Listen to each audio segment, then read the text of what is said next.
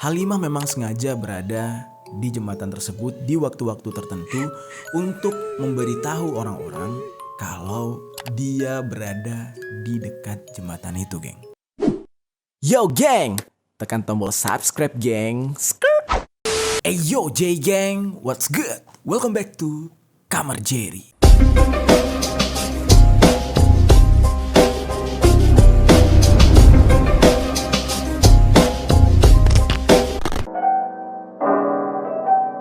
Halo geng, gue mau ngenalin ke kalian produk dari Hinkaku. Ini cocok banget buat kalian yang mau santai di ruang keluarga sambil ngeteh kayak gue sekarang. Atau bisa juga digunakan untuk kegiatan lain. Yang gue pakai sekarang ini adalah kursi dan meja lesehannya nih geng. Nah, Hinkaku adalah produk lokal Indonesia yang sudah lulus standar Jepang. Sudah hampir 25 tahun produksi Hinkaku diekspor ke Jepang. Buat kalian yang mau punya produk Hinkaku kayak gua, boleh cek linknya di deskripsi ya, geng. Geng, buat kalian yang mempunyai cerita horor yang kalian alami secara pribadi, kalian bisa kirim cerita tersebut ke email tim Kamar Jerry. Nanti kisah kalian akan diangkat dan diceritakan di Kamar Jerry. Geng, hari ini kita akan membahas kasus yang ada di tanah kelahiran gua, Aceh. Berbicara tentang Aceh, sudah pasti ini akan berkaitan dengan yang namanya budaya yang sangat kuat dan orang-orang yang basicnya hampir 100% itu terlahir sebagai muslim. Kenapa gue bilang hampir? Karena ya di Aceh tuh cukup toleran ya. Ada agama lain juga yang berada di sana. Kayak di satu daerah namanya Penayung itu ada kelenteng. Terus ada gereja juga di dekat sekolah, nama sekolahnya itu Metodis. Dan agama-agama lain juga ada di Aceh gitu ya. Jadi kalau misalkan stigma negatif orang-orang bilang Aceh tidak bisa menerima orang dari agama lain, itu hanya sebuah kebohongan media gitu ya. Fitnah sih menurut gue, karena sedari gue lahir orang Aceh itu cukup toleran. Oke, kembali lagi berbicara tentang Aceh, sudah pasti adat istiadatnya juga kuat banget. Udah gitu makanannya tuh enak-enak. Kalau kalian nggak percaya, kalian boleh datang ke Aceh. Jangan cuma taunya mie Aceh doang gitu ya. Karena di Aceh tuh segala macam makanan khas gitu banyak banget gitu ya. Makanan di sana tuh nggak kalah gitu sama makanan Padang gitu. Ya mungkin yang terkenal di seluruh Indonesia adalah warung Padang, tapi kalian boleh coba warung Aceh, makanan Aceh selain mie Aceh gitu ya. Dijamin top banget. Oke, di samping kota yang menyimpan banyak hal-hal religius, ya kan? Banyak yang nggak tahu nih, sebenarnya di Aceh ini ada banyak kisah mistis yang jarang sekali orang-orang angkat. Ya mungkin karena jaraknya terlalu jauh, yaitu di ujung Indonesia. Kisah mistis yang akan kita ceritakan kali ini adalah kisah mistis tentang sesosok arwah perempuan yang bernama Halimah. Langsung aja dipermisi. Peristiwa misteri dari berbagai sisi.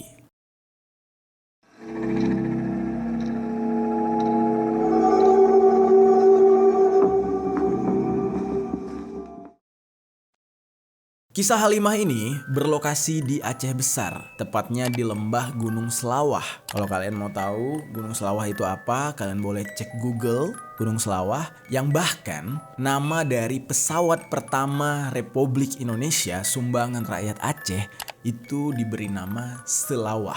Selawah 1, Selawah 2. Dan itu ada buktinya gitu ya, pesawat pertama Indonesia adalah sumbangan rakyat Aceh yang bernama Selawah. Oke, nah Selawah ini terletak di Kabupaten Aceh Besar. Dan kisah ini dialami oleh seorang perempuan, gadis cantik berumur 18 tahun yang bernama Halimah. Kejadian ini tepatnya pada tahun 1980-an. Gadis cantik bernama Halimah ini mengalami sebuah kejadian yang sangat tragis. Dan lokasinya di sebuah jembatan yang orang Aceh sebut dengan Jembatan Senapit. Dan jembatan itu merupakan sebuah jembatan penghubung di Lembah Selawah yang menghubungkan jalan menuju Medan dari Banda Aceh. Mari kita mulai tentang cerita Halimah ini dari awal.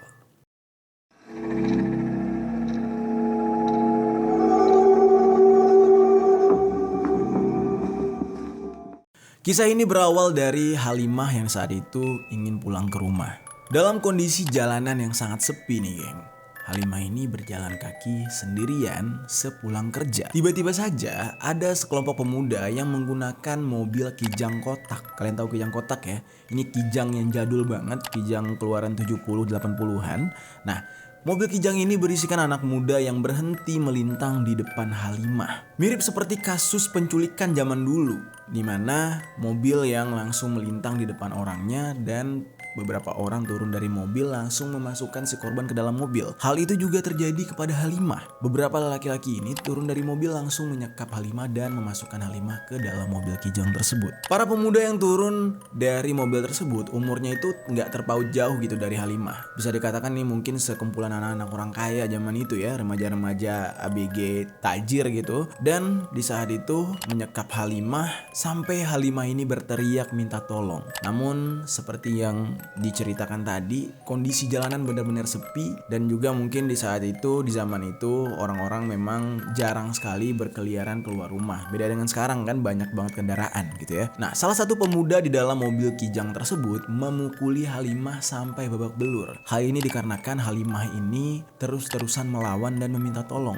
Jadi jalan satu-satunya yang dilakukan oleh pemuda-pemuda ini adalah melumpuhkan Halimah dengan kekerasan sampai Halimah diam atau pingsan mungkin ya. Ketika melihat Halimah sudah tidak sadarkan diri, beberapa laki-laki ini langsung membuka baju Halimah dan ya kalian sudah tahu ya apa yang mereka lakukan terhadap Halimah. Mereka memperkosa Halimah secara bergilir. Di saat itu posisinya Halimah ini adalah gadis yang masih perawan. Ya bagaimana enggak? Namanya juga di Aceh, ya kan?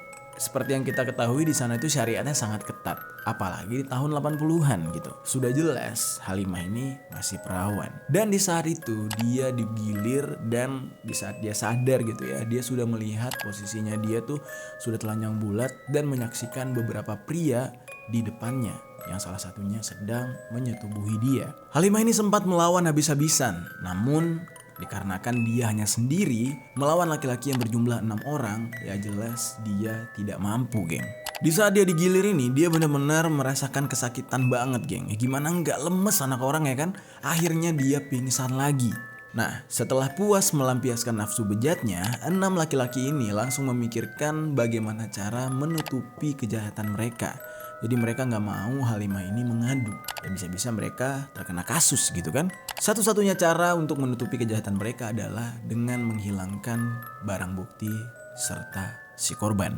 Yaitu mereka berpikir untuk menghabisi atau membunuh Halimah ini. Di saat itu sempat terjadi adu mulut antara para pelaku.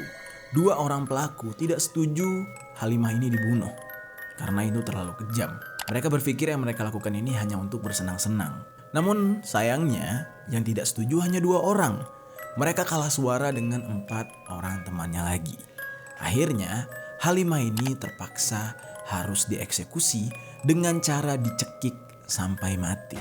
Salah satu dari pelaku ini benar-benar psikopat banget. Setelah Halimah mati, dia sempat-sempatnya menyetubuhi mayat Halimah. Jadi benar-benar gak ada otak banget gitu. Sampai akhirnya mayat Halimah pun dibuang dengan cara dikubur oleh beberapa pria ini di pinggir sungai yang berada di dekat jembatan Senape tersebut. Nah, keluarga Halimah tidak mampu mencari di mana posisi jenazah Halimah ini. Menurut kabar yang beredar, didapatkan dari ucapan langsung arwah Halimah yang datang atau merasuki orang lain. Dia menjelaskan kalau mayatnya itu berada di pinggir sungai, dikubur dengan batu. Dan bahkan tidak layak. Cara menguburnya hanya ditutupi dengan daun lalu ditindih beberapa batu.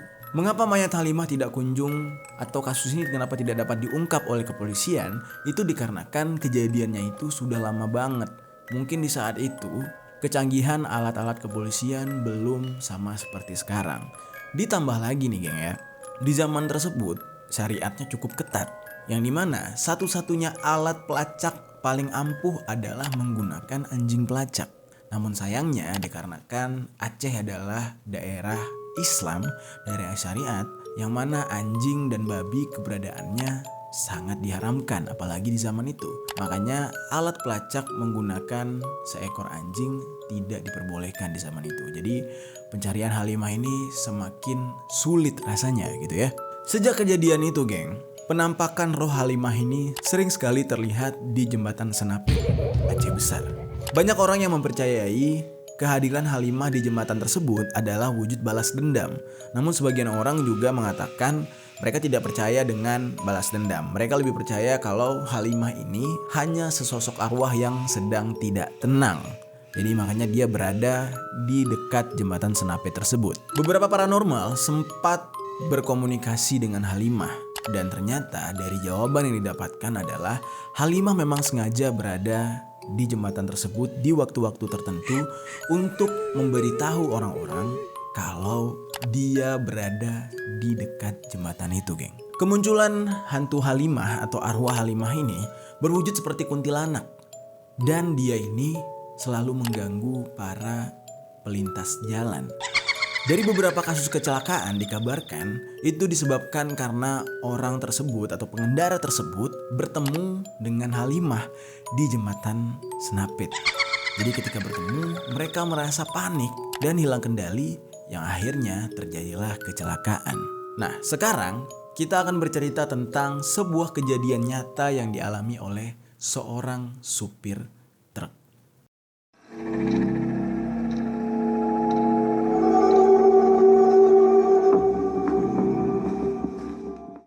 Kisah ini dialami oleh seorang supir truk tronton. Dia bercerita ketika suatu malam dia lewat di daerah jembatan Senapit, yang mana dia menyebut dengan jurang Senapit karena itu memang merupakan sebuah jurang yang ada jembatannya. Ketika dia lewat di tempat tersebut, sang supir truk ini melewati jembatan Senapit ini dari arah timur, tepatnya setelah dagangan keripik ubi. Mungkin ada teman-teman yang dari Aceh yang tahu gitu ya, yang pernah lewat di jalan ini pasti tahu tuh ada sebuah tempat pemberhentian. Di situ biasanya tempat beli-beli oleh-oleh gitu ya. Nah, supir truk ini baru saja dari tempat itu dan menuju ke arah jembatan Senapit tersebut. Seperti biasanya, setiap orang yang lewat di jembatan Senapit ini sudah pasti memacu kendaraan dengan kencang karena ya mereka merasa ketakutan gitu ya. Tidak lama setelah dia melewati jembatan, nah itu langsung ketemu dengan tanjakan, geng. Ketika dia bertemu dengan tanjakan, tiba-tiba saja ada sesosok orang, gimana ya jelasinnya, ke sosok orang kayak kuntilanak gitu, geng, berada tepat di tengah jalan menghadang laju truknya. Beberapa kali si supir truk ini mengklakson atau meminta orang tersebut untuk minggir. Dan di saat itu awalnya si supir truk tidak berpikir kalau itu adalah arwah atau hantu. Dia malah berpikir kalau itu adalah sesosok orang yang mau bunuh diri. Karena di posisi sedang mendaki, sudah pasti truk tidak bisa menginjak rem atau berhenti. Karena bisa-bisa truknya itu mundur atau terbalik. Nah, mau tidak mau si supir truk ini harus melaju terus tanpa harus mempedulikan apapun yang ada di depannya gitu ya, karena untuk menyelamatkan diri juga. Sampai akhirnya si supir truk yang bersama keneknya ini mau tidak mau menabrak orang itu. Ketika dia menabrak, memang terdengar suara dentuman dan suara tulang remuk karena dia habis menabrak orang gitu. Mereka berdua deg-degan nih geng posisinya karena habis nabrak orang. Si keneknya ini sampai nangis karena dia tidak mau mempertanggungjawabkan itu gitu kan. Karena pasti ya tanggung jawabnya berat gitu, mahal gitu ya biayanya. Dan pelan-pelan dia menengok ke arah spion tengah. Dia melihat kok kosong jalannya. Padahal di truknya itu ada percikan darah bahkan. Lalu dia lihat lagi ke spion samping, juga gak ada orangnya. Sampai akhirnya dia langsung keluarin kepala ke belakang dan dia lihat jalan itu benar-benar kosong seperti tidak ada terjadi apapun. Nah lalu timbul pikiran lain gitu. Mereka berpikir kalau mayat dari orang yang ditabrak itu berada di bawah truk alias tersangkut, terseret oleh mereka. Lalu si supir mengatakan ke kerneknya, sabar dulu ya, kita cari jalan yang lebih tenang dan lebih rata karena ini masih nanjak. Nah si kernetnya sudah ketakutan duluan dan dia mengangguk pelan-pelan mengiyakan sambil menangis gitu ya karena ketakutan. Akhirnya tibalah mereka di tempat yang rata. Sesampai di tempat yang rata, mereka memberhentikan truknya, langsung turun dari truk dan melihat ke bawah mobil. Dan ternyata di bawah mobil truk tersebut tidak ada apa-apa. Dan juga percikan darah di depan mobil mereka itu menghilang seketika, seolah terbawa angin gitu kayak debu. Mereka sempat berhenti sampai 15 menit, menyenter kiri kanan, atas bawah, semua bagian mobil, tidak ada bekas apapun. Lalu si kernek bilang ke supirnya, "Bang, ini aneh banget," katanya. "Ini kenapa kayak tidak terjadi kejadian apapun," katanya. Terus tiba-tiba saja di saat itu gerimis turun. Nah, di saat gerimis, si kernek ini langsung naik ke atas truk. Dan di saat itulah kejadian yang aneh terjadi lagi. Tiba-tiba dari bawah truknya itu muncul sebuah bayangan putih, yang dimana bayangan ini langsung menuju ke arah pepohonan dan menghilang, geng. Ini gua. Nah, kita ke kasus selanjutnya. Kasus selanjutnya ini dialami oleh supir L300.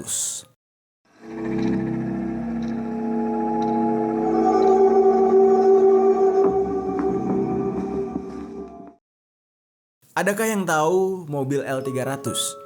Di zaman gue kecil, mobil L300 ini adalah sebuah kendaraan transportasi yang paling terkenal di Aceh. Dan banyak banget orang yang pakai jasa L300 ini. Mungkin untuk sekarang udah ganti gitu ya jenis kendaraannya. Kejadian ini terjadi pada malam hari. Tepatnya ya jam 2 dini hari. Di saat itu dia melintasi jurang Senapit alias jembatan Senapit. Kira-kira sekitar 500 meter sebelum sampai ke jembatan Senapit, ada seorang yang menyetop mobil L300 tersebut untuk naik menumpang. Tanpa rasa curiga karena memang ini adalah mobil angkutan umum gitu ya. Si supirnya ini langsung membiarkan orang tadi naik ke atas mobil. Padahal yang dia lupa adalah lokasi tersebut tidak ada kehidupan karena itu benar-benar hutan. Pegunungan hutan yang tidak ada pemukiman atau kampungnya, geng. Si penumpang ini wujudnya itu ya seperti seseorang yang masih muda lah gitu. Dia duduk di posisi seat kedua di belakang si supir. Nah, lalu beberapa saat kemudian mobil melewati jembatan Senapit. Dan di saat melewati jembatan itulah kejadian aneh terjadi. Si penumpang ini keluar dari jendela mobil yang logikanya jendela L300 itu sempit banget, geng. Tapi dia keluar dari jendela itu dan melompat langsung ke bawah jembatan. Dan di saat itu si supir yang sempat melihat merasa kaget banget gitu ya.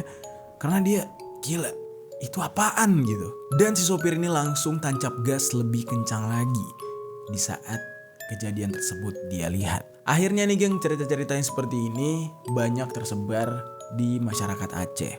Dan banyak juga yang percaya kalau memang kejadian ini benar-benar nyata. Karena dialami oleh banyak orang, jadi bukan lagi mitos gitu. Nah, sampai ada satu cerita lagi nih geng. Nah, cerita ini justru datang dari orang yang ingin menantang dan penasaran akan keberadaan Halimah.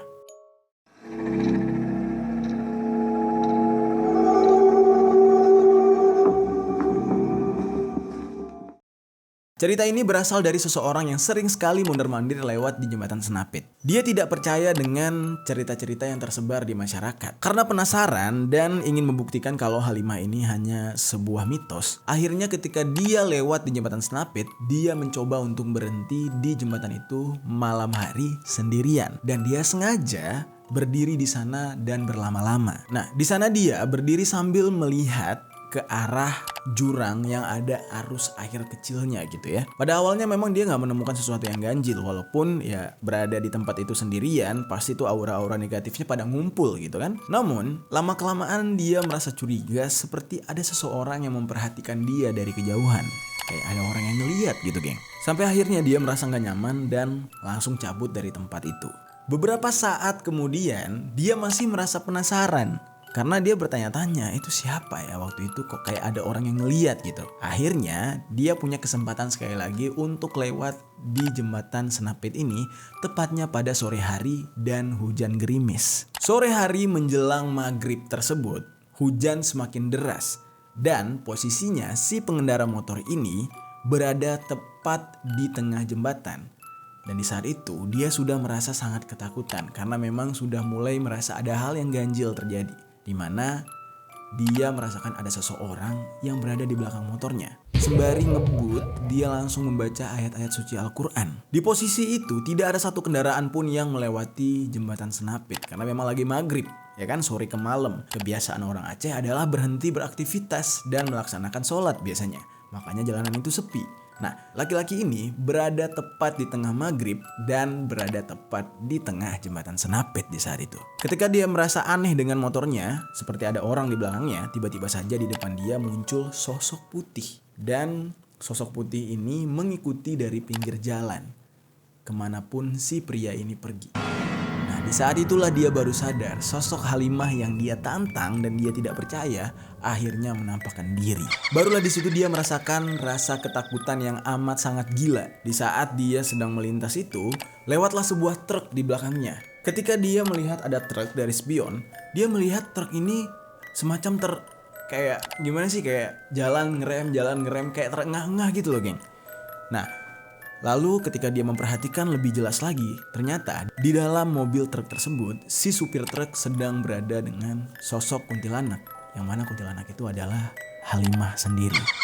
Nah, langsung saja di detik itu, si pengendara motor ini langsung tancap gas meninggalkan lokasi tersebut dan tidak peduli dengan supir truk yang sedang berada dengan Halimah itu, geng. Karena dia ketakutan banget. Nah, itulah dia akibat dari menantang dan terlalu takabur gitu, geng ya. Kita ke cerita lain, pengalaman orang bertemu dengan sosok Halimah ini.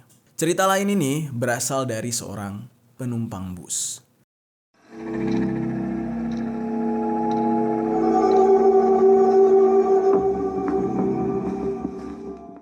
Penumpang bus ini, dia ingin pulang ke daerah Sigli dari Banda Aceh. Di saat itu ada sebuah bus yang sangat terkenal namanya Bus Kurnia. Nah, ini adalah lintas Aceh gitu ya, lintas kota Aceh. Di saat dia menaiki bus tersebut, tepat pada jam 9 malam, melewati jembatan Senapit, pria ini melihat sesosok wanita berbaju putih itu berada di depan bus atau di tengah jalan. Nah, seketika bus ini menabrak wanita tersebut dan si penumpang jelas banget melihat kejadian ini. Lalu dia melihat ke belakang, sosok wanita ini hilang, tidak ada bekasnya. Lalu dia melihat ke arah penumpang lain yang sebagiannya sudah ketiduran. Dan dia merasa aneh, kenapa tidak ada satu orang pun yang sadar kalau bus yang mereka tumpangi baru saja menabrak seorang wanita.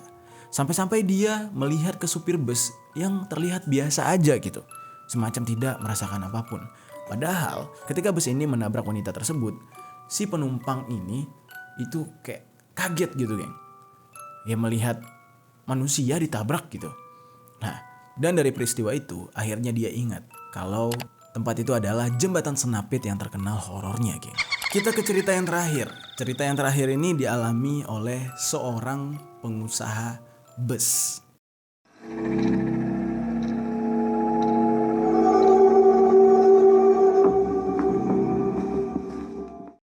Cerita ini diceritakan oleh seorang pengusaha bus yang busnya itu banyak sekali mengalami kecelakaan di jembatan Senapit ini. Beberapa dari bus miliknya dia itu masuk ke dalam jurang, geng. Ketika itu dia bercerita kalau dari banyaknya kejadian busnya kecelakaan itu disebabkan karena si supir busnya itu mengalami halusinasi, di mana dia merasa seperti ada seseorang yang sedang memberhentikan bus mereka.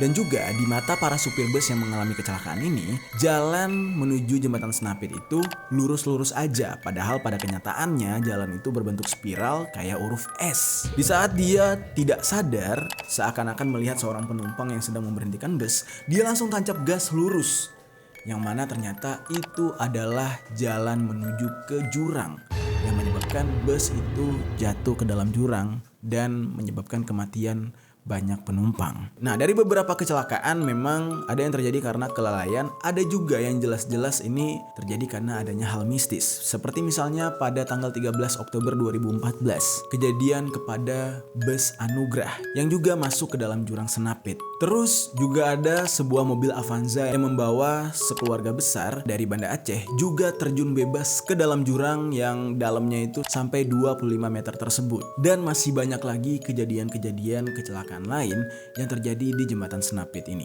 Nah, jadi ibaratkan jembatan Senapit ini sama seperti tol Cipularang gitu ya, dan jalur-jalur tengkorak lainnya yang dipercaya oleh masyarakat itu karena ada penunggunya.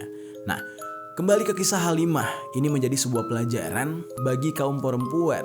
Jangan pernah berjalan sendirian, apalagi pada malam hari. agar tidak terjadi hal-hal yang tidak diinginkan, yaitu tindakan-tindakan kejahatan dari orang-orang yang tidak bertanggung jawab. Dan sampai saat sekarang ini, jembatan Snapit ini masih menjadi jembatan paling angker yang ada di Aceh. Gimana menurut kalian? Apakah kalian penasaran dengan jembatan Snapit? Atau justru kalian sudah pernah merasakan bagaimana mistisnya jembatan ini?